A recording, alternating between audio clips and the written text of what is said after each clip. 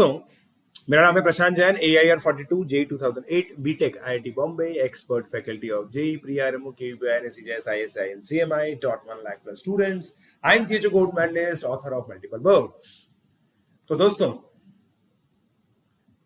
ये मेरा ट्रैकर है tinyurl.com/JEEADVmath, t.me/pjsir42। ये मेरा टेलीग्राम चैनल है। अगर अभी तक आप लोगों ने मेरा टेलीग्राम चैनल ज्वाइन नहीं किया है तो तुरंत आप लोग मेरा टेलीग्राम चैनल ज्वाइन कर सकते हैं।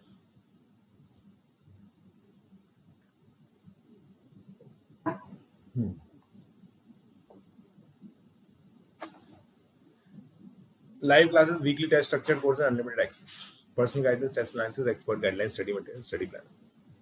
ठीक है, तो दोस्तों पीजे लाइव कोड यूज करके आप लोग सब्सक्रिप्शन ले सकते हैं। आइकॉनिक के अंदर आप लोगों को पर्सनल कोच और स्टडी प्लानर मिलता है और 1-to-1 live mentorship, live doubt solving आप लोगों को भी मिलती है। 1-to-1 लाइव मेंटरशिप प्लस के अंदर आप लोगों को इंडिया के best educators, interactive live classes plus के सारे फीचर्स आप लोगों को दोस्तों आइकॉनिक के अंदर भी मिलते हैं। ठीक है, सो ओपन हाउस सेशन है दोस्तों मेरा 6:30 बजे। 6:30 बजे आप लोग ओपन हाउस सेशन में आ सकते हैं। ओपन हाउस सेशन बेसिकली आप मेरे साथ वीसी कर सकते हैं, वॉइस चैट आप लोग कर सकते हैं। So I will be inviting 5 students on VC, right? Yes, this is on YT only. This is on YT only, guys. This is on YT only. ठीक है, तो अनअकैडमी प्रोडिजी का एग्जामिनेशन आप लोग ले सकते हैं दोस्तों। अनअकैडमी प्रोडिजी का एग्जामिनेशन आप लोग दे सकते हैं, आखिरी प्रोडिजी है ये। ठीक है, 10 AM को होगा 27 फरवरी के अंदर। ठीक है, सो यूएलाइट अनअकैडमी की टेस्ट सीरीज, अनअकैडमी की टेस्ट सीरीज अवेल करने के लिए आप लोग को सिंपली क्या करना है, यूएलाइट का सब्सक्रिप्शन लेना है। पीजे लाइव कोड यूज करके आप लोग 10% डिस्काउंट इसके अंदर ले सकते हैं। ठीक है, 1-to-1 लाइव मेंटरशिप प्रोग्राम जैसा मैंने आप लोगों को बताया था। तो जल्दी से दोस्तों सब्सक्रिप्शन लो, पीजे लाइव कोड यूज करो और मेरे साथ स्क्रीनशॉट शेयर करो। इस वीडियो के अंदर हम लोग एक ऐसी चीज पे बात करने वाले हैं जो मेरे हिसाब से हर एक IIT JEE एस्पिरेंट का कहीं ना कहीं ड्रीम होता है, और वो है getting top 50 rank. Top 50 rank कैसे लाई जाती है, इस वीडियो में आप जानेंगे मेरे थ्रू। तो आइए तुरंत सबसे पहले अब जानने की कोशिश करते हैं कि क्या की इंग्रेडिएंट्स होते हैं इस बहुत इंपॉर्टेंट चीज के कि टॉप 50 में रैंक कैसी लाई जाए। तो मैं बात करने वाला हूं सबसे पहले फर्स्ट लर्निंग की। फर्स्ट लर्निंग के बारे में मैं बात करूंगा। फर्स्ट लर्निंग का क्या मतलब होता है, नोट्स मेकिंग के बारे में मैं चर्चा करूंगा। स्टडी मटेरियल फिक्स कैसे किया जाता है इसके बारे में मैं चर्चा करूंगा। फिर टेस्टिंग एंड एनालिसिस के बारे में मैं बात करूंगा। बफर टाइम्स कैसे यूज किया जाता है, managing board and IIT, board का एग्जाम और IIT कैसे मैनेज किया जाता है क्योंकि आगे पीछे ही होते हैं ये। उसके अलावा ओलंपियाड्स को कैसे मैनेज किया जाता है क्योंकि बहुत सारे बच्चे जो टॉप 50 में रैंक एक्सपेक्ट करते हैं वो ओलंपियाड एग्जामिनेशंस भी देते हैं। फिर managing JEE main revision, JEE main के लिए रिवाइज कैसे किया जाता है, खासकर अब 2 अटेम्प्ट हो गए हैं तो जनवरी के अटेम्प्ट में कैसे रिवाइज किया जाएगा, अप्रैल के अटेम्प्ट में कैसे रिवाइज किया जाएगा, ये मैं आपके लिए डिस्कस करूंगा। ठीक है, फिर JEE एडवांस का जो रिवीजन है उसको कैसे मैनेज किया जाएगा इसके बारे में भी हम लोग चर्चा करेंगे। तो चलिए सबसे पहले हम लोग स्टार्ट करते हैं फर्स्ट लर्निंग से। क्या होती है फर्स्ट लर्निंग? देखिए, फर्स्ट लर्निंग का मतलब होता है जो भी टॉपिक आप पहली बार पढ़ते हैं, जैसे मान लीजिए मेरे आने वाले लेक्चर्स के अंदर आप सीक्वेंस एंड सीरीज और क्वाड्रेटिक इक्वेशंस पढ़ने वाले हैं। ठीक है, अब सीक्वेंस एंड सीरीज को मान लीजिए आप पहली बार पढ़ रहे हैं तो वो आपकी फर्स्ट लर्निंग होगी। फर्स्ट लर्निंग के लिए क्या इंपॉर्टेंट होता है मैं आपको बताता हूं। सबसे पहले चीज इंपॉर्टेंट होती है कि आपकी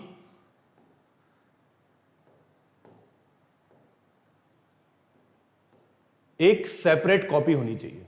क्या होनी चाहिए? सेपरेट कॉपी, जहां पे आप खुद नोट्स बनाने वाले हो। नोट्स बनाने वाले हो, ठीक है। पहली लर्निंग सबसे इंपॉर्टेंट लर्निंग होती है। अगर वो लर्निंग आपकी बहुत अच्छी हो जाती है तो मैं आपको ये चीज गारंटी दे सकता हूं कि आपके जो आगे के एफर्ट्स होंगे वो बहुत कम हो जाएंगे, राइट? तो मेरे भी जो आने वाले लेक्चर्स हैं उसके अंदर हमेशा कॉपी पेन लेके बैठना है और एक एक चीज नोट डाउन करनी है, क्योंकि बहुत सारी छोटी छोटी चीजें ऐसी होती है जो टीचर्स बताते हैं हमें, जो बहुत सारे बच्चे नेग्लेक्ट कर जाते हैं। क्योंकि आप खुद सोचिए कि एक क्लास में मान लीजिए 100 बच्चे बैठे और एक बहुत ही अच्छा IIT का टीचर उनको पढ़ा रहा है। उन 100 बच्चों में से सभी की रैंक अलग अलग क्यों आती है? क्योंकि हर एक बच्चे का फर्स्ट लर्निंग एप्टीट्यूड, क्या बोला मैंने, फर्स्ट लर्निंग एप्टीट्यूड डिफरेंट होता है। फर्स्ट लर्निंग एप्टीट्यूड बहुत इंपॉर्टेंट टर्म है ये, एफएलए। फर्स्ट लर्निंग एप्टीट्यूड बहुत अलग होता है। कुछ बच्चों को होता है कि पहली बार में सब कुछ समझ में आ जाता है। जिनको पहली बार में सब कुछ समझ में आ जाता है और उन्होंने बहुत अच्छे से नोट्स बना लिए, तो मैं आपको बता रहा हूं कि उनके पास काफी ज्यादा टाइम होगा क्वेश्चन प्रैक्टिस करने का और काफी ज्यादा टाइम होगा रिवीजन करने का, राइट। तो क्लास में बिल्कुल अटेंटिव होकर सुनना होता है इस चीज के लिए। ये मेरा पहला ज्ञान है आपको। फर्स्ट लर्निंग सबसे इंपॉर्टेंट है। आप ये कभी मत सोचिए कि मैं बाद में जाके पढ़ लूंगा, इस क्लास में अगर मेरे को कुछ समझ में नहीं भी आ रहा है तो मैं दूसरे चांस ले लूंगा, ऐसा कभी मत सोचिए। फर्स्ट लर्निंग हमेशा फर्स्ट लर्निंग होती है, ठीक है। बहुत क्लियरली नोट्स बनाइए, सारी डेफिनेशंस को बहुत प्रॉपरली लिखिए, जो भी इंपॉर्टेंट पॉइंट्स हैं उनको नोट बना के इस तरह से बॉक्स में भर दीजिए। तो क्या होगा, जब आप कॉपी पढ़ रहे होंगे ना अपनी फर्स्ट लर्निंग वाली, तो आपको बहुत सारे बॉक्सेस दिखेंगे और ये बॉक्सेस क्या हमारी आईज को अट्रैक्ट करते हैं कि यार ये इंपॉर्टेंट पॉइंट है। तो इस चीज का हमेशा ध्यान रखिए। जैसे मान लीजिए आपने x is equal to -b plus minus √d/2a लिखा, तो इसको बॉक्स में बंद कर दीजिए।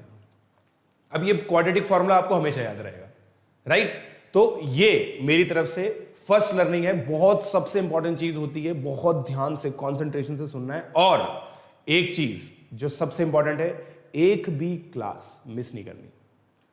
एक भी क्लास अगर आप मिस करते हैं किसी भी रीजन से, देखिए अगर कुछ अनफोर्सीन इवेंट आ जाता है तब तो अलग बात है, मगर कोशिश कीजिए कि ऐसा कोई भी इवेंट ना आए, राइट। क्लास कभी भी नहीं छोड़नी होती है, हमेशा ये चीज का ध्यान रखें, ठीक है। तो मैं एक चीज और लिख रहा हूं यहां पे, अटेंड क्लास रेगुलरली।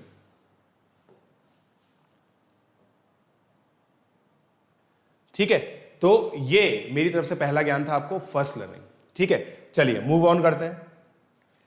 फिर नोट्स मेकिंग, जैसा मैंने आपको बताया नोट्स मेकिंग बहुत इंपॉर्टेंट एस्पेक्ट होता है, खासकर फर्स्ट लर्निंग के अंदर।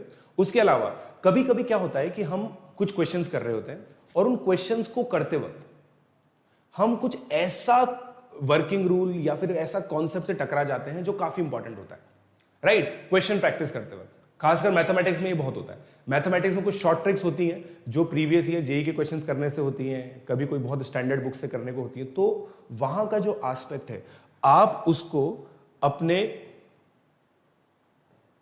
नोट्स का हिस्सा जरूर बनाइए, ठीक है। अपने नोट्स का हिस्सा जरूर बनाइए। So write all important topics and concepts in your notes. अपनी फर्स्ट लर्निंग में तो कर ही रहे हैं आप, ठीक है, मगर अगर कुछ प्रैक्टिस करते वक्त भी आप अगर कोई चीज आप टकरा रहे हैं तो उस चीज को भी आप लिखिए और उसको अगेन बॉक्स में बंद कर दीजिए, क्योंकि बॉक्स में आप बंद करेंगे तब आपको याद होगा, ठीक है। उसके अलावा मैंने जो खुद ने किया था अपने, मैं क्योंकि केमिस्ट्री ओलंपियाड में भी गया हूं, शॉर्ट नोट्स, ये एक बहुत इंपॉर्टेंट एस्पेक्ट है। अब देखो मैं पता है शॉर्ट नोट्स कैसे बनाता था। हर एक बंदे की लर्निंग एप्टीट्यूड अलग होती है। ऐसा हो सकता है कि मुझे परम्यूटेशन कॉम्बिनेशन एक बार में समझ में आ जाए, किसी और बच्चे को ना आए, किसी को कोनिक सेक्शन बहुत अच्छे से समझ में आ जाए, मुझे ना आए। तो मैं क्या करता था, जो चीज मुझे ढंग से समझ में नहीं आती थी उनको मैं एक शॉर्ट नोट्स में रख देता था कि यार ये चीज मैं हमेशा भूलता हूं कि भाई एक पॉइंट से कॉर्ड ऑफ कॉन्टैक्ट कैसे लिखी जाती है ये मैं हमेशा भूलता हूं, तो मैं इसको शॉर्ट नोट्स में रख देता हूं। जब भी मुझे एग्जाम देना होगा तो मैं इस चीज को, इस शॉर्ट नोट्स को जरूर रिवाइज करके जाऊंगा। क्योंकि बेटा क्या होता है कि जैसे मान लीजिए मैथ्स में टोटल मिला के 1500 कॉन्सेप्ट है, तो 1500 के 1500 कॉन्सेप्ट आपके वीक नहीं हो सकते, राइट। अगर 1500 के 1500 कॉन्सेप्ट वीक हैं तो वैसे भी IIT जेईई में आपका कोई भी चांस नहीं है, राइट। तो कुछ ना कुछ कॉन्सेप्ट्स आपके अच्छे होंगे, कुछ कॉन्सेप्ट्स जो आपके बिल्कुल ही खराब होते हैं उनको आप शॉर्ट नोट्स में लिखिए, ताकि बिल्कुल एंड में जाते वक्त जब आप मान लीजिए IIT देने में केवल 6-7 दिन रहेगा तो उन शॉर्ट नोट्स को उठा के फटाफट से आपने रिवाइज कर दिया, ताकि अगर इन कॉन्सेप्ट से इजी कोई क्वेश्चन आ गया तो आप कर पाओगे। क्योंकि एक ये बहुत बड़ा क्राइम होता है बेटा कि अगर इजी क्वेश्चन आपने गलत कर दिया क्योंकि वो कॉन्सेप्ट आपने छोड़ रखा था तो बहुत गड़बड़ हो जाती है। तो जो भी टॉप 50 रैंकर्स होते हैं, जैसे मैं भी हूं, तो अगर मेरे साथ एक कॉन्सेप्ट था homogenization of straight line, somehow मैं हमेशा भूलता था, तो मैंने उसको शॉर्ट नोट्स में रख रखा था और जब भी एग्जाम होता था तो मैं एंड में उसको रिवाइज जरूर करके जाता था, ताकि अगर उससे कोई सिंपल क्वेश्चन आ जाए तो वो तो मेरे से हो ही जाए, राइट। और मैं आपको बता रहा हूं कम से कम 15 से 20 मार्क्स के मार्क्स मेरे आए 2008 जेई के अंदर उन क्वेश्चंस में से जिनके कॉन्सेप्ट्स मुझे बहुत ज्यादा क्लियर नहीं थे, मगर उसमें से सिंपल क्वेश्चंस आए थे, राइट। तो I was on the beneficiary side. Short notes आप जरूर बनाएं, और शॉर्ट नोट्स आप किसी और के ना लें। किसी और के नोट्स किसी और के ही होते हैं, आपके नोट्स नहीं होते हैं। सबको इंडिविजुअली खुद के नोट्स बनाने चाहिए, ऐसा मेरा मानना है, ठीक है। तो आई होप आपको ये चीज बहुत अच्छे से समझ में आ रही है। नोट्स मेकिंग बहुत सीरियस चीज होती है बेटा। अगर अभी तक आपको नहीं आई है नोट्स मेकिंग, मेरा आने वाले टाइम में एक और वीडियो आएगा जिसमें मैं ये डिस्कस करने वाला हूं कि नोट्स किस तरह से बनाए जाते हैं और किस तरह से टॉपिक्स को टैग किया जाता है, बट वो आने वाले वीडियोस में आएगा, ठीक है। तो मैंने नोट्स का आपको थोड़ा सा ब्रीफ दे दिया है। हर एक टॉप 50 रैंकर के नोट्स बहुत अच्छे होते हैं, वो शॉर्ट नोट्स जरूर बनाते हैं और उनके हमेशा ये चीजें क्लियर होती है कि कौन से इंपॉर्टेंट टॉपिक है जो आने वाले हैं। Am I clear? ठीक है, चलिए अब मूव करते हैं। Fixing study material. अब बेटा ये पता है बहुत इंपॉर्टेंट चीज है, क्योंकि आईआईटी जेईई इतना वेल नोन एग्जामिनेशन है कि इसका इनफाइनाइट स्टडी मटेरियल है। इतना सारा स्टडी मटेरियल है कि आप खुद खो जाओगे। मैथ्स की you would not believe more than 1000 books available है मार्केट के अंदर, अलग अलग। कोई प्रीवियस ईयर क्वेश्चन दे देगा, कोई ट्रिग्नोमेट्री के लिए अलग से बुक दे देगा, कोई अलजेब्रा के लिए अलग से बुक दे देगा। आप मुझे बताइए क्या ये रियलिस्टिक है कि आप इतनी ज्यादा बुक्स पढ़ सकते हैं? आप मुझे बताइए, नहीं पढ़ सकते ना। तो आपको क्या करना पड़ेगा, अपना मटेरियल फिक्स करना पड़ेगा, ठीक है। अब मैं आपको बताता हूं कैसे फिक्स करना है। दो तरह का मटेरियल होता है, एक होता है प्राइमरी। अब मान लीजिए आपने अनअकैडमी का प्लस प्लेटफॉर्म अपना रखा है, ठीक है। अनअकैडमी के प्लस प्लेटफॉर्म पे आपको शीट्स भी मिलती हैं, डीपीपीज भी मिलती हैं, तो वो एक आपका मटेरियल हो गया। इसका मतलब आप अनअकैडमी पे कोचिंग ले रहे हैं, तो कोचिंग मटेरियल एक प्राइमरी मटेरियल होता है, ठीक है। प्राइमरी मटेरियल क्या हो गया? कोचिंग। दूसरा प्राइमरी मटेरियल होता है एनसीईआरटी एंड एग्जाम्पलर। अब पता है ये सेकंड वाला बहुत इंपॉर्टेंट है, जो बच्चे पता है हमेशा नेग्लेक्ट करते हैं। बच्चों को लगता है सर एनसीईआरटी तो बहुत सिंपल होती है। मैं आपको एक चीज बता देता हूं, जेईई मेन एक ऐसा एग्जामिनेशन है जो सीबीएसई कंडक्ट कराती थी पहले, अब एनटीए कराती है। सीबीएसई की बुक्स कौन सी है? एनसीईआरटी। तो आप मुझे बताओ जेईई मेन के अंदर सीबीएसई अपनी किताबों में से क्वेश्चन नहीं देगी क्या? बिल्कुल देगी। तो एनसीईआरटी करना तो वैसे भी कंपलसरी है, क्योंकि जेईई मेन के अंदर भी आता है। उसके अलावा 12th बोर्ड तो दोगे, 12th बोर्ड में अच्छी परसेंटेज चाहिए नहीं चाहिए? आगे जाके कैट के अंदर जब हम लोग का सिलेक्शन हो जाता है, IIM अहमदाबाद के अंदर जा रहे होते हैं, तो वहां पे भी पता है आपको 12th बोर्ड का वेटेज होता है, ठीक है। तो एनसीईआरटी पढ़ना तो हमारे लिए बेटा क्या है? कंपलसरी है। ये ज्ञान आपको हमेशा ध्यान रखना है, ठीक है। तो अब प्राइमरी सोर्स का क्या मतलब होता है? बेटा प्राइमरी सोर्स वो सोर्स होती है जिसको बार बार लगातार पढ़ा जाता है, समझे? मतलब कोचिंग मटेरियल और एनसीईआरटी दो ऐसी चीजें हैं जिनको आपको बार बार रिवाइज करना है। इनके लिए सेपरेट कॉपी बनानी है सॉल्व करने के लिए, सेपरेट कॉपी फॉर सॉल्विंग। बेटा बहुत डिटेल में मैं आपको बताने की कोशिश कर रहा हूं यहां पे, जो मैंने खुद ने किया हुआ है। एनसीईआरटी का अलग से सॉल्यूशन मेंटेन, उसी के अंदर एग्जाम्पलर के अलग से सॉल्यूशन मेंटेन, मैथ्स की जो कोचिंग की शीट होती है उसके लिए अलग से कॉपी बनाई है, एक एक क्वेश्चन उसके अंदर सॉल्व किया है, ताकि अगर मान लो मैं बाद में रिवाइज करता हूं और उसमें मुझे क्वेश्चन नंबर 6 में दिक्कत आती है, तो क्वेश्चन नंबर 6 मेरे पास अवेलेबल होगा, उसका सॉल्यूशन मेरा खुद का बनाया हुआ। अगर मेरे को उसमें डाउट्स आते हैं तो मैं किससे पूछूंगा? अपने गाइड से। जब आप अनअकैडमी प्लस पे होंगे तो आप क्या करेंगे? जो आपके मेंटर्स होंगे उनसे डाउट पूछेंगे, और डाउट की सुविधा है, ठीक है। तो डाउट पूछ के उसको अपनी कॉपी में नोट डाउन करेंगे। आई बात समझ में? तो ये प्राइमरी सोर्स होती है, ठीक है। अब देखिए सेकंड होता है सेकेंडरी सोर्स।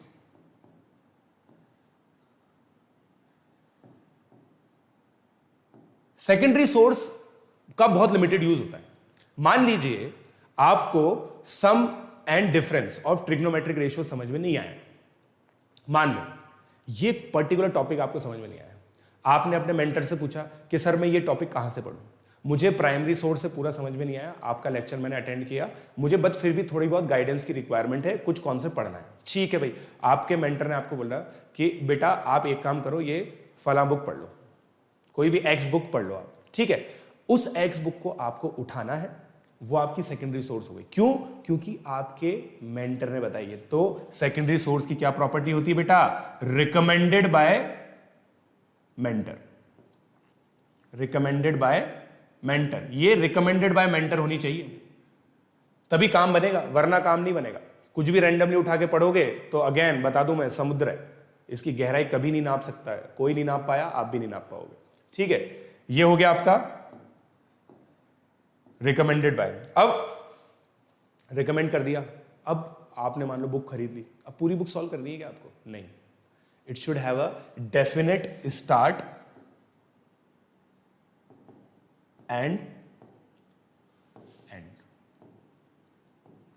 क्या मतलब है इसका?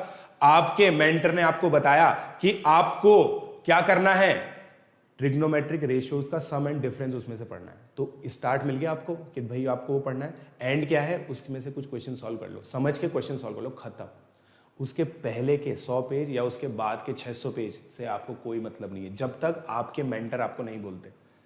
राइट? ये मैं आपको क्यों बता रहा हूं? ये मैं आपको इसलिए बता रहा हूं क्योंकि बेटा टाइम लिमिटेड है, आपको पढ़ने हैं 3 सब्जेक्ट, और जेईई एडवांस का syllabus one of the lengthiest syllabus माना जाता है, और इसके अंदर अगर आप टाइम वेस्ट करेंगे तो मैं आपको बता देता हूं कि आप नहीं ज्यादा पढ़ पाएंगे।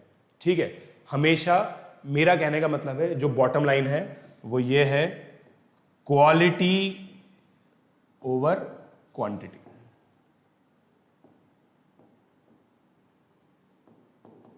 समझ में आई मेरी बात? क्वालिटी ओवर क्वांटिटी, ये बहुत इंपॉर्टेंट चीज मैं बता रहा हूं। ठीक है, हमेशा जनरली लाइफ का प्रिंसिपल होता है, कोई बिजनेस भी करता है तो क्वालिटी पे ज्यादा ध्यान रखता है, आपको भी ये करना है, ध्यान रखिए इस चीज का, क्वालिटी क्वांटिटी से ऊपर होनी चाहिए। मतलब प्राइमरी और सेकेंडरी सोर्स चूज करो, सेकेंडरी सोर्स केवल अपने मेंटर की गाइडेंस में सॉल्व करो, वरना मत करो। ये दोनों चीजें आपको करनी ही करनी। ठीक है, चलिए आगे बढ़ते हैं। सो ये है टेस्टिंग एंड एनालिसिस। अब देखो भाई, पढ़े जा रहे हो पढ़े जा रहे हो पढ़े जा रहे हो, ठीक है, 2 साल की जो पढ़ाई होती है ना आईआईटी की, वो एक मैराथन है। ठीक है, अब कोई 42 किलोमीटर मैराथन जब दौड़ता है ना, तो क्या होता है पता है आपको? वो छोटे छोटे टारगेट बनाता है कि मैं 3 किलोमीटर इतनी देर में दौड़ूंगा, अगले 3 किलोमीटर इतनी देर में दौड़ूंगा, अगले 3 किलोमीटर इतने दौड़ूंगा, और उन 42 किलोमीटर के बीच में बहुत सारे चेक पॉइंट्स आते हैं, जहां पे बंदा अपना फीडबैक लेता है कि यार मैं कितना तेज दौड़ रहा हूं, कितना स्लो दौड़ रहा हूं, फिर उसके हिसाब से वहां पे रिफ्रेशमेंट्स भी होते हैं, वो सब चीजें होती है। तो आपकी आईआईटी जेईई की प्रिपरेशन में भी ऐसे चेक पॉइंट्स होते हैं। आपको डायरेक्टली सीधा 2 साल बाद एग्जाम थोड़ी देना है। मान लीजिए 2020 का आपका टारगेट है, अब 2020 के अंदर जब जेईई एडवांस होगा, अभी आपके पास 10 महीने, अब 10 महीने बाद सीधा एग्जाम दोगे क्या? उसके बीच में भी कुछ करोगे ना। तो उसके बीच में, जैसे मान लीजिए आपने अनअकैडमी की टेस्ट सीरीज ज्वाइन कर ली, अब आपने टेस्ट दिया, वीकली टेस्ट दे रहे हो आप, एक टेस्ट दिया, उसका एक सिलेबस आपको पहले से डिफाइंड होगा, आपको पता होगा, आपने उसको रिवाइज किया, आपने टेस्ट दिया।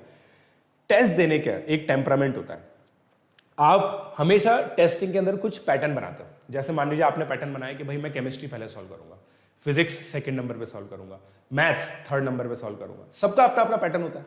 आपने मान लीजिए एक पैटर्न बनाया और इस पैटर्न के साथ आपने एक्सपेरिमेंट किया, जिससे आपको बेस्ट आउटपुट मिल रहा है। बेस्ट आउटपुट मतलब बेटा जरूरी नहीं होता कि जितना कॉन्सेप्ट बच्चे को आता है ना उतने मार्क्स उसके आते हैं, ऐसा नहीं होता। एक एग्जाम स्मार्टनेस भी होती है। जैसे मैं अपना एग्जांपल दूं, आईआईटी जेईई के पेपर के अंदर मैं आपको बता रहा हूं, एक कॉम्प्रीहेंशन था जिसको मैंने केवल ऑप्शन से सॉल्व किया था, and you would not believe, मैंने उस क्वेश्चन के अंदर 12 मार्क्स प्राप्त किए। मतलब 3 क्वेश्चन थे, तीनों में मिला के मैंने 12 मार्क्स प्राप्त किए केवल ऑप्शंस में, और 12 मार्क्स प्राप्त करने के लिए मुझे 3 मिनट लगे, केवल 3 मिनट मैथ्स के अंदर। इस लेवल पे मैंने अपना एप्टीट्यूड बिल्ड कर रखा था, और ऐसा नहीं था तुक्के मारे मैंने, वो एक स्मार्ट चीज थी। तो वो क्या है कि मैंने प्रैक्टिस कर रखी थी बाय वेरियस टेस्ट। तो आप लोग भी क्या करेंगे कि टेस्ट देंगे, तो एक चीज जो क्लियर हो गई हमें, वो क्या है कि आपको पीरियोडिक टेस्ट देने। पीरियोडिक टेस्ट मतलब वीकली भी हो सकते हैं, बाई वीकली भी हो सकते हैं, ये पीरियोडिक टेस्ट देना है। टेस्ट में आपको अपनी स्ट्रैटेजी बनानी है जिससे आपको मैक्सिमम आउटपुट मिलता है। इसके लिए मैं एक अलग से एक वीडियो बनाऊंगा कि प्रॉपर स्ट्रैटेजी क्या होती है, क्योंकि मुझे इसके अंदर मेनली ब्रॉड डिटेल्स डिस्कस करनी है, ताकि मेरे आगे के वीडियोस के भी आपके लिए भी आप इंतजार करें। ठीक है, फिर एनालिसिस। अब देखिए, मान लीजिए एक पर्टिकुलर टेस्ट हुआ, उसमें कोनिक सेक्शन के 3 क्वेश्चन थे, तीनों गलत हो गए आपके। इसका मतलब कोनिक सेक्शन के रिवीजन की जरूरत है आपको। ये एनालिसिस होता है बेटा, ये फीडबैक होता है। आपको हमेशा फीडबैक फॉलो करके अपनी स्ट्रेटेजी को इंप्रूव करना होता है। ऐसा नहीं है कि आपने आज एक प्लान बना लिया, उसको 2 साल तक फॉलो कर रहे हैं, 1 साल तक फॉलो कर रहे हैं, वही चलता रहा। बीच बीच में फीडबैक मिलते रहने चाहिए और आपको मिलते भी है। ठीक है, जब आपको फीडबैक मिलता है तो आपको इस चीज का ध्यान रखना है कि उस फीडबैक को आप इंप्लीमेंट करें। ठीक है, तो note down strength and weaknesses. केवल वीकनेस नहीं लिखनी है, स्ट्रेंथ एंड वीकनेस दोनों लिखनी है। स्ट्रेंथ और वीकनेस आपको दोनों लिखनी है। Am I clear? ठीक है, फिर उसके बाद जब आपने एनालिसिस कर लिया तो एनालिसिस करने के बाद आपको क्या करना है, उसको अगले टेस्ट में इंप्रूव करना है। मतलब आपने कोनिक सेक्शन फिर रिवाइज किया, मान लीजिए अगले टेस्ट में वापस से कोनिक सेक्शन आ रहा है, तो आपकी जो परफॉर्मेंस है वो इंप्रूव होनी चाहिए, वरना उस फीडबैक का कोई मतलब नहीं है। ठीक है, जो जितने भी टॉप 50 रैंकर्स होते हैं, जैसे मैं अगर अपना एग्जांपल भी दूं, मेरे को रोटेशन डायनामिक्स में बहुत दिक्कत आती थी फिजिक्स के अंदर। ठीक है, तो मैंने 2 टेस्ट में लगातार ऑब्जर्व किया कि मैं अच्छा परफॉर्म नहीं कर पा रहा हूं। तो जब मैंने ये ऑब्जर्व किया, उसके बाद मैंने क्या किया, मैंने ये किया कि उसके शॉर्ट नोट्स बनाए, उसको सर की गाइडेंस में, जो मेरे मेंटर थे उनकी गाइडेंस में मैंने एचसी वर्मा में से सॉल्व किया, और उसके बाद मैंने अगला टेस्ट था, जिस वो फुल सिलेबस था 11th क्लास का, जिसमें रोटेशन डायनामिक्स में बहुत अच्छे नंबर का आया था, उसमें मैंने काफी अच्छा परफॉर्म किया। And you would not believe, physics में मेरे उस टेस्ट में हाईएस्ट मार्क्स आए थे। 2 टेस्ट के फीडबैक के बेसिस पर तीसरे टेस्ट में मैंने इंप्रूव किया, और हर एक टॉप 50 रैंकर ऐसा ही करता है। राइट, ये चीज आपको नोट डाउन करनी है। ठीक है, तो लास्ट चीज क्या है, टेक फीडबैक कंस्ट्रक्टिवली। मतलब अगर कोई आपको टीचर फीडबैक दे रहा है ना, तो ऐसा मत सोचिए कि आपके अंदर कुछ वो गलती निकाल रहा है या कुछ भी कर रहा है। कंस्ट्रक्टिवली आप फीडबैक को लीजिए। ठीक है, ये मेरी तरफ से आपको गाइडेंस है टेस्टिंग एंड एनालिसिस के लिए। ठीक है, चलिए अब नेक्स्ट मूव करते हैं, यूजिंग बफर टाइम। अब क्या होता है कि जैसे इस बार दिवाली है, 27 अक्टूबर की दिवाली है इस बार, अब दिवाली ब्रेक होंगे। ठीक है, दिवाली ब्रेक में आपके पास 2 ऑप्शन है। ठीक है, एक, आप अच्छे से दिवाली एंजॉय करें, भैया दूज भी मनाएं, धनतेरस भी मनाएं, रूप चौदस भी मनाएं, हर तरह का त्योहार आप मना लें। या फिर इस टाइम को आप उन टॉपिक्स के अंदर लगाएं जो टॉपिक्स आपके वीक हैं। ठीक है, आप खुद सोचिए, आपने रिवीजन किया हुआ है क्योंकि आप टेस्ट दे रहे हैं पीरियोडिकली, आपने अपनी स्ट्रेंथ और वीकनेस लिखी हुई है, तो आपको पता है कि आप किस एरिया में काम करना है। कोई ऐसा बड़ा एरिया हो सकता है जिसमें लगातार 3-4 दिन का आपको टाइम चाहिए, तो जो बफर टाइम होता है ना, दिवाली ब्रेक हो गया, या फिर जो बच्चे 11 से 12 के अंदर जाते हैं, 11 से 12 के बीच का जो ब्रेक हो गया, ये बफर टाइम बहुत अच्छे से यूटिलाइज करना होता है आपके पास। मैं आपको बता दूं, अगर विदाउट प्लान आप बफर टाइम में घुस जाओगे तो आप कुछ भी उसको यूज नहीं कर पाओगे। Go with the plan. जैसे मैं आपको बताता हूं, जब मेरा 12th क्लास में, मैं 12th क्लास के अंदर था, जो मेरा बफर टाइम था उसके अंदर पता है मैंने क्या किया था, उसके अंदर मैंने अपनी 11th क्लास की इनऑर्गेनिक केमिस्ट्री पूरी रिवाइज की, क्योंकि मेरे को ऐसा लग रहा था कि मैं भूल रहा हूं। ठीक है, कर लिया। राइट, चलिए, तो ये आपको बफर टाइम यूज करना है। मैं लिख देता हूं बफर टाइम किस तरह के होते हैं। एक तो Diwali break,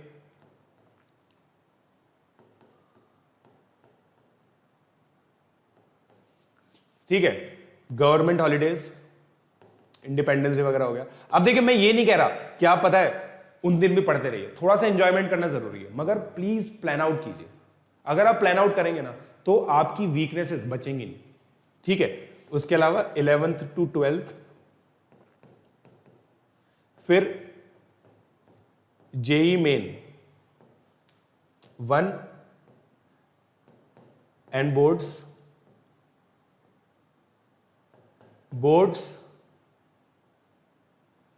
and JEE advance. ये कुछ ब्रॉड मैंने आपके लिए लिखे हैं कि ये कुछ ऐसे बफर्स हैं जो आप यूटिलाइज कर सकते हो। ठीक है, तो प्लीज इनको बहुत अच्छे से यूटिलाइज करो, इनके अंदर प्लान से जाओ। इसमें कैसे, कुछ चीजों का प्लान तो मैं आपके लिए अभी नेक्स्ट स्लाइड में डिस्कस करने वाला हूं, मगर आप कोशिश करो कि आपके दिमाग में कुछ ना कुछ इसके लिए प्लान जरूर।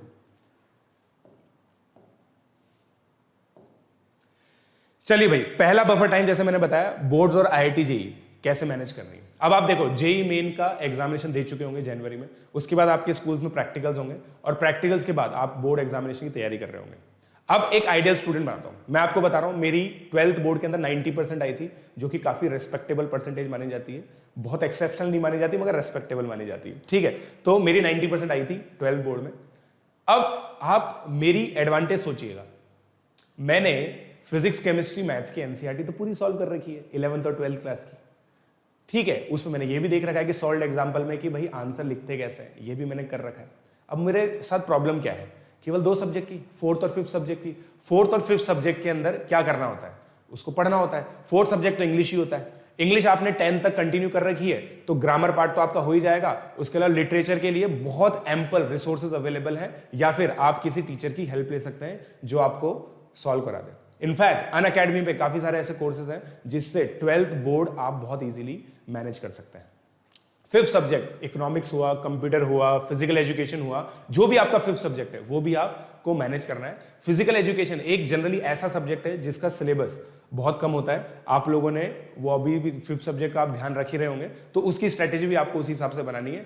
और मैं आपको बता दूं, 5th सब्जेक्ट कोई बहुत बड़ी चीज नहीं होती बेटा, अनलेस अगर आपने मान लीजिए फिजिक्स, केमिस्ट्री, मैथ्स, बायो और ले रखी है, तब तो थोड़ा सा बड़ा हो जाएगा। मगर कोशिश कीजिए कि अगर 5th सब्जेक्ट आपका इतना ज्यादा सिलेबस वाला नहीं है तो उसको जल्दी जल्दी करने की कोशिश करें। ठीक है, अब आपने ये सब कर लिया। अब एज अ टॉप 50 रैंकर मैं बता रहा हूं, मैं जब फिजिक्स के क्वेश्चन सॉल्व करता हूं ना, फिजिक्स का मेरा पेपर है, मैं उसके लिए प्रिपेयर कर रहा हूं, तो मैं साथ के साथ थोड़ा बहुत जेई एडवांस के क्वेश्चंस भी करता रहता हूं। समझे मेरी बात, मतलब मैंने जेई एडवांस की किताब ऐसे नहीं कि एक बक्से में बंद करके रख दी है, ऐसा नहीं करता मैं क्या करता हूं, मैं उसके साथ साथ जेई एडवांस की क्वेश्चंस भी करता हूं। मान लीजिए इलेक्ट्रिसिटी में पढ़ रहा हूं, इलेक्ट्रोस्टैटिक्स, तो उसके साथ में क्या करूंगा, ये भी कर लूंगा। कैलकुलस पढ़ रहा हूं, मैथ्स का पेपर है, मेरा बोर्ड का पेपर आने वाला है, तो कैलकुलस के जेई एडवांस के क्वेश्चंस भी कर लिए। तो जो जो मेरे 12th बोर्ड के सिलेबस में उन सबका मैं रिवीजन करता रहूंगा। राइट, 11th का रिवीजन मेरा अलग से हो ही रहा था, पहले से ही हो रखा था। ठीक है, तो ये तो हो गया। 4th और 5th सब्जेक्ट में जो प्रिपरेशन लीव होती है ना बेटा, बहुत होती है सीबीएसई के अंदर। तो वो प्रिपरेशन लीव के अंदर आपने पहले से थोड़ा बहुत पढ़ी रखा है, उसमें रिवाइज करिए, और 3-4 दिन का लैग आता है, मतलब उस समय आप आईआईटी जेईई की प्रिपरेशन नहीं कर पाएंगे, तो उस समय आप छोड़ सकते हैं, कोई बड़ी बात नहीं। मगर जैसे ही आपका बोर्ड एग्जाम खत्म हुआ, आपको फटाफट से जेईई मेन 2 के लिए तैयार होना होता है, और उस समय आपके पास एक 14 डेज की स्ट्रैटेजी दिमाग में होनी चाहिए, क्योंकि जेईई मेन और बोर्ड्स, जेईई मेन 2 और बोर्ड्स के बीच में 14 डेज का फर्क होता है। 2 हफ्ते में आपको एक ऐसा रिवीजन प्लान बनाना है जिससे आप बिल्कुल रंग में आ जाए, और उसके बीच में आपको कम से कम 4 या 5 फुल सिलेबस पेपर अटेम्प्ट करने होंगे। आप अगर अनअकैडमी की टेस्ट सीरीज लेते हैं तो आपको ये सब चीजें सुविधाएं मिलेंगी। ठीक है, फिर उसके बाद जेईई मेन और आईआईटी के बीच में आता है, वो भी हम लोग डिस्कस कर लेते हैं। Managing Olympiads and JEE. अच्छा, ये मैं एक इंपॉर्टेंट चीज बता देता हूं, जितने भी बच्चे टॉप 50 के एस्पिरेंट होते हैं ना बेटा, वो उनके साथ एक कॉमन चीज होती है, वो सब physics olympiad, chemistry olympiad, astro olympiad, maths olympiad ये देना चाहते हैं। 11th क्लास के अंदर केवीपीवाई क्लियर्ड होते हैं बहुत सारे बच्चे। तो 12th क्लास में जो बच्चे हैं जिनका 2020 में ये टारगेट है कि वो टॉप 50 में रैंक लेके आए हैं, तो मैं आपको ये बता देता हूं कि मेरे हिसाब से ओलंपियाड्स के लिए स्पेशल कोई प्रिपरेशन आपको नहीं करनी चाहिए।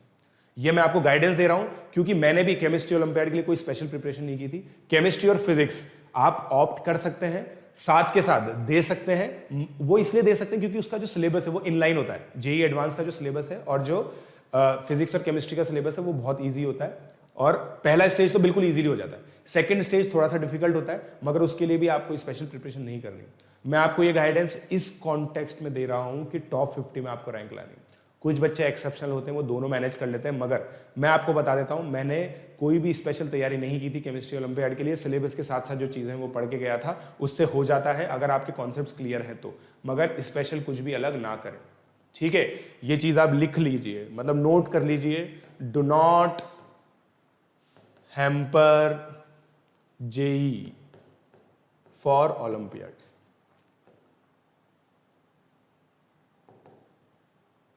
क्योंकि आपको आगे आपकी आईआईटी रैंक से जाना जाएगा, ना कि ओलंपियाड से।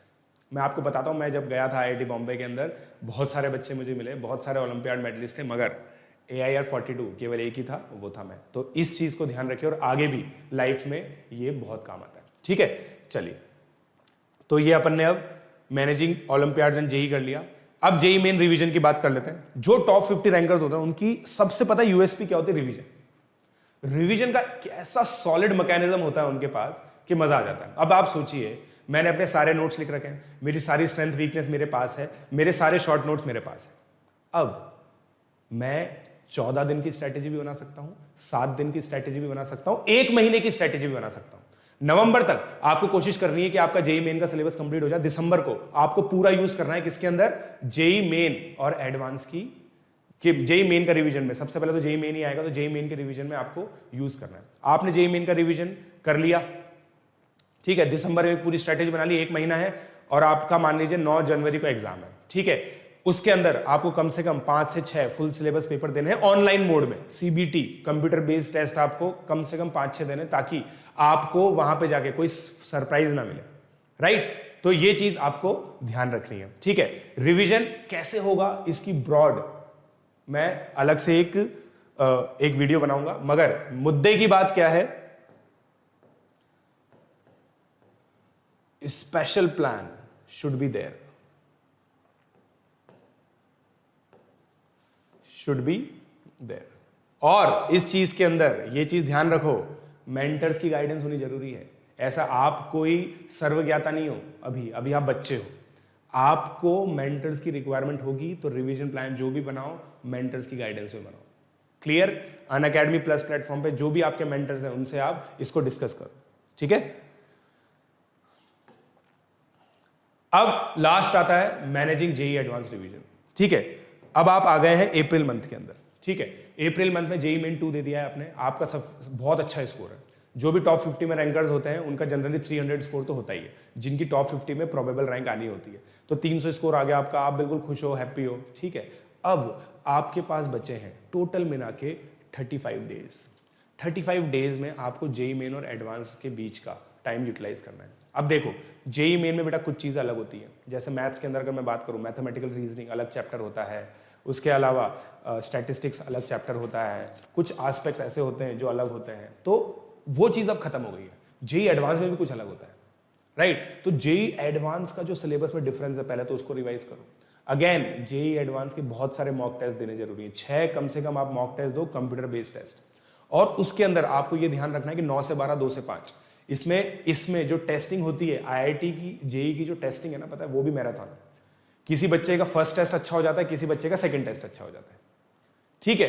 तो इसलिए मैं आपको ये चीज कह रहा हूं कि कोशिश आपको करनी है कि एक अच्छा पैटर्न आप बना सकें अपने लिए, ताकि पहला और दूसरा दोनों पेपर आपका अच्छा जाए। इसकी डिटेल स्ट्रेटेजी मैं आपको बताऊंगा, मगर मैं ये कहना चाहता हूं कि जो टॉप 50 रैंकर होता है उसके पास एक बहुत अच्छी स्ट्रैटेजी दिमाग में होती है जेई मेन और एडवांस के बीच में, और इस स्ट्रैटेजी को वेरीफाई वो करवाते हैं किनसे, अपने मेंटर्स के, ठीक है। चलिए, so this is about it. ये कुछ टिप्स एंड ट्रिक्स हैं जो टॉप 50 में रैंक आपको लानी पड़ेगी। तो बेसिकली ये टॉप 50 में रैंक ना आखिरी 1 महीने 2 महीने में नहीं आती, इसके लिए कॉन्सेंट्रेटेड एफर्ट लगता है। मैंने आपको जो चीज बताई है, स्टार्टिंग से लेकर फर्स्ट लर्निंग से लेकर एंडिंग तक की सारी चीजें बताई है। फर्स्ट लर्निंग आपकी सॉलिड होनी चाहिए, क्लास में आपका बिहेवियर अच्छा होना चाहिए, नोट्स आपके अच्छे होने चाहिए, टेस्टिंग आपकी अच्छी होनी चाहिए। उन टेस्ट के बेसिस पे आपको फीडबैक लेके एनालिसिस करना चाहिए, आपकी स्ट्रेंथ एंड वीकनेस प्रॉपर होनी चाहिए, शॉर्ट नोट्स आपके पास होने चाहिए। उसके अलावा जो बफर टाइम्स है उनको आपको अच्छे से यूटिलाइज करना है। बोर्ड्स के टाइम पे जेई को नहीं छोड़ना है, जेई के टाइम पे बोर्ड्स को नहीं छोड़ना है। जेई मेन होने के बाद आपको बोर्ड्स में लगना है 1 के बाद, जेई उसके बाद बोर्ड के बाद 14 दिन का जो बफर टाइम आता है उसमें जेई मेन 2 का रिवीजन करना है। फिर जेई मेन 2 से जेई एडवांस के बीच में जो 35 डेज आते हैं उसके अंदर एक प्रॉपर स्ट्रैटेजी होनी चाहिए, और ये सब के अंदर आपके पास एक अच्छा सा मेंटर होना चाहिए, और वो जो मेंटर होगा वो आपकी नैया पार कराएगा। तो ये मेरी तरफ से टिप्स एंड ट्रिक्स है।